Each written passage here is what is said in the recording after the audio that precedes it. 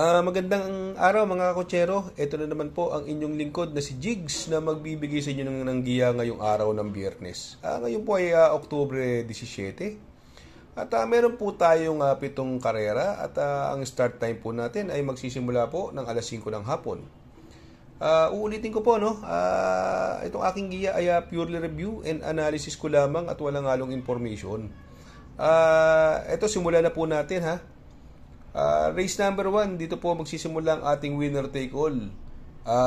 Maiden race, 2-year-old maiden race. Distansya po dito is 1,200 meters, no. Dito po, no. Itong numero 1 Eugene Bell, maganda po ang kanyang novato run, no. Although yung preba lang ang hindi masyadong impresibo dahil 1.17, pero nanalo naman po siya ron. Alam naman natin ang novato run, pigilan po 'yan, no. Yes, si Eugene Bell ay sasakyan po ni JB Hernandez. Yung Rapabel naman, ito wala akong makita ng prueba nito, no? Pero sa tingin ko, magaling na kabayo din yan, no? Itong numero 2, si Giselle's Knight, nasakyan ni Mark Alvarez. Ito medyo hindi maganda ang prueba ng novato run niya, no? May prueba lang po siya ng 1.19. Makikita niyo po dyan, maipopost po natin dyan. Itong Marvin's Pride naman, galing sweepstakes po yan, kila Laluna, no? Hindi rin maganda preba 1.19 ang preba niya nung sweepstakes na yun, no? Ito namang si Swift Andre, although siya yung tip natin nakaraan, na-upset siya, no? Nung kakwadra niya, no? Race 1, no? Baka mamaya, inilalayan lang niya yun, Kaya sa tingin ko, may panalo din po yan, no? Sakay ni Abrea, no? Itong Robotic Lane naman, hindi rin masyadong maganda preba na ito, na sakay ni Charles Reyes, no? At tumakbo na rin po kila Swift Andre yan. Wala pong nakuha yan. Kaya dito siguro, no, magdadalawa na lang po ako dito, no. Ang pampermera ko po dyan sa race number 1, numero 1, Eugene Bell coupled with Rapabel. At ang panigundo ko na rin po yung numero 5 na si Swift Andre. Sa race number 2, dito naman po magsisimula ang ating pick 6 Pilracom rating based handicap system race class 5 split placer. Distansya po natin dito is 1,200 meters at may 5 kalahok. Dito sa tingin ko, no, magdadala ng unahan dito yung Quincy, no, na sakay ni RM Garcia, no, ni Onyok Garcia, no. Angkop ang distansya at sa tingin ko pwede bumuliglig lang sa kanya si Justifiable, although tinalo niya na to si Justifiable, no, ni Quincy, no, nasakay ni Joel Ciego, no, baka makaulit, no. Ito naman si Golden 8, kahit mababa sa laban, hindi masyadong maganda pinapakita lately, mga siguro nakakatatlong takbo na siya na hindi maganda pinapakita nitong Golden 8 na to kaya medyo siguro para sa akin, no, although kahit mababa siya sa laban, no, at sakay siya ni Kelvin, medyo pass muna ako sa kanya, no. Itong double strike, ito naman ito lately magaganda na tinatakbo ni double strike at binilik na kay Christian Garganta, no. Kay Rainbow Go Away naman, ito napakakunat na kabayo, maiksi ang distansya, mukhang pass din muna ako sa kanya. Kaya dito sa race number 2, pili ko po dyan, doon ako sa numero 1, double strike. Panigundo ko numero 4, Quincy. Sa race number 3, dito naman po magsisimula ang ating pick 5 Pilracom rating based handicap system race class 5, 6 to 10 split 1,200 meters is the journey. Dito may 7 kalahok, no. Kung dito mapapansin nyo, pwede magdala ng unahan si 1-4 the road, no, Sky Plus, no, o at saka si Mr. Aldrich, no. Itong National Treasure, ang baba naman po sa laban, 50 timbang. Mukhang tailor-made para sa kanya to, no. Kaya sa tingin ko nakakalamang to at ito ang horse to beat, no. Sa tingin ko pwedeng magbigay ng magandang laban dito yung numero 7 Mr. Aldrich, no, na sakay ni JD Calagos, no. Kaya dito sa race number 3, siguro dalawa na lang po ako dito. Doon ako sa numero 1, si National Treasure coupled with Little Miss Saturday. At ang panigundo ko naman po yung numero 7 na si Mr. Aldrich. Sa race number 4, dito naman po magsisimula ang ating pick 4 Pilracom rating based handicap system race class 4, 16 to 21 split. Distance is 1,200 meters at dito po ay meron po tayong 8 kalahok. Dito, no, ito nung karera, no, tinalo ng kabayo ni Patrick o ito, no, yung na-outstanding nung karera sa kay ni Jeff Zarate, yung numero 4 inclusion, no, binigay na po kay Dan Camanyero, no. Sa tingin ko mukhang inayaw to nung karera, mukhang parang minimedya-medya lang ni Jeff to nung karera, inclusion, O siguro baka hindi lang niya pinopersa masyado dahil galing lang sa bakasyon at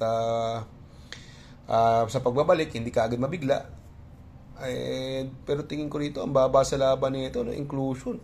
Alam naman natin ang mga tinalo niya, no, beating the likes of Chocolate Thunder, inclusion. Sa tingin ko, pwedeng magbigay ng magandang laban sa kanya rito yung napupuntong numero 2 na si Autumn Shower nasa kay ni BJ Galieta. Tulad na sinabi ko, napupunto ngayon ang kwadra nito. Sunod-sunod ng mga panalo ng mga kabayo nito, no? Kaya lang alamin natin sa mga koneksyon kung labas o baka iayaw. Kaya siguro dito, no, magdadalawa na lang ako. Doon ako sa numero 4, inclusion. Panigundo ko yung numero 2 na si Autumn Shower. Sa race number 5, Pilracom Rating Based Handicap System Race, Class 5, 6-10 split. Distansya po dito is 1,200 meters, no? May 8 kalahok. At dito makikita natin yung nagbabalik, no? Ito nag-barrier na karaante, 1.17 ang ginawa Pero mababa talaga sa laban Numero 1 si Early Bird, no? Although napakabigat ng timbang, 56 sa ni Conrad Henson, no? Sa tingin ko siya ang llamado diyan, no? Itong si Sunshine Jr. man, Paritinete from Marlon Cañete, binigay na po kay NC Lunar, tingin ko iba itatakbo ngayon nito, Sunshine Jr. Ito na mga numero 2, Golden Jaraywa, sakay pa rin ni R.A. Base, may panalo din po yan. At itong Happy Julian, ito naman yung naka-upset sa llamadong nakaraan, si Happy Julian, no? Nasakay ni Joel Ciego, magandang diado po yan, no?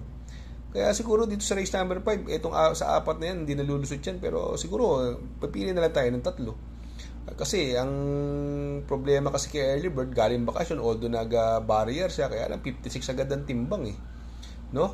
Pero siya pa rin ang pampermera ko dyan. Numero 1, Early Bird. Ang panigundo ko naman po, yung pwedeng tumalo sa kanya, yung numero 3 na si Sunshine June. At isasama kong pandiado, ito baka maka-upset ulit, yung numero 8 na sakay ni Joel Ciego na si Happy Julian. Sa race number 6, penultimate race, Pilracom Rating Based Handicap System Race, Class 5, 11-15 split. 1,200 meters is the distance. May 8 kalahok dito, no? Dito, possible scenario dito. Pwedeng maglutsahan dito to, no? Ito, mabilis, no? Advance Party, biglang buhos, Real Equity. Although tinalo ni Advance Party to si Real Equity, si Real Equity pa na nun, sinunod lang si Advance Party, no? Kaya lang yung huling laban ni Advance Party, solo natalo, no? Hindi ko malaman kung pag hindi masyadong inaasahan, ang galing na kabayo, pero pagka nalyamado, parang parang hindi masyadong maganda tinatakbo, pero siguro yan magandang diado pa rin po yan, Advance Party, dahil napupunto po yan, no? Pero dito ang baba sa laban numero 1, Domsat 7, no? Sakay ni RC Baldinido from Conrad Henson, no? Etong si Domsat 7, hindi maganda tinakbo nakaraan, pero bago yun, nasigundo po yan kaya Buntay Shore, no? Medyo malakas-lakas yung laban na yun, no? Itong numero 2 naman si Snow White, no? Binigay na kay JC De La Cruz, no? Magandang diado po yan, si Snow White. At saka yung Red Robin, ang baba sa laban po niya, sakay ni Conrad Johnson, baka sumalikwat yan, pero ako, ang pili ko po dito sa race number 6, doon ako sa numero 1, Domsat 7, panigundo ko, numero 2, Snow White, at sasama kong pandiado yung numero 4, Advance Party. Sa race number 7, last and final race, Pilracom Rating Based Handicap System Race, Class 4, 22-27, distance is 1,200 meters, may 8 kalahok, another anybody's race. Ito, medyo mababa na talaga, no? Main event. Ito, di ba? Si main event, no? Ang baba nito sa kay ni Onil Cortez, no? Sa tingin ko siya magdadal ng marcha rito, although andyan yung natural beauty matulin. At si Dakis ito, sama ng lundag ng karera nito. Ito yung outstanding favorite, Yung nakaraan sa kay ni Pati, pero pag maganda nilundag nito dito, may panalo po yan, Money 4B pa rin, may bilis din po yan. Although 1,200 meters lang kasi ang karera, no? Si I Under Oath naman, katatakbo lang nito nakaraan ng malaking karera, Si I Under Oath, no? Sakay ni Uno Hernandez, no? Si Gold Rush, may panalo din po yan. Sakay ni JD Calagos. At itong si Full Combat Order, no? Laging in the money, no? Sakay po ni Onyok Garcia, no? Kaya lang, parang napaka-exit talaga ng karera para sa kanya. Kaya dito siguro, magtatatlo ako dito. Doon ako sa talagang bumawa ng laban, no? Yung numero 4 main event. Panigundo ko yung numero 6, yung masama lundag ng karera, dito na malalaman natin pagka maganda nilundag niya. Yung numero 6 si Dakis, at isasama kong pandiado yung numero 2 si I Under Oath. Good luck mga kakutsero. Sana po matapat ang ating giya. At yung mga nakasunod, sana po ay magsitama po kayo. Mga kakutsero, ako yung makikisuyo lang po sa inyo na please like, share, subscribe, and hit the notification bell para updated po kayo sa aking mga giya. Good luck po and happy racing.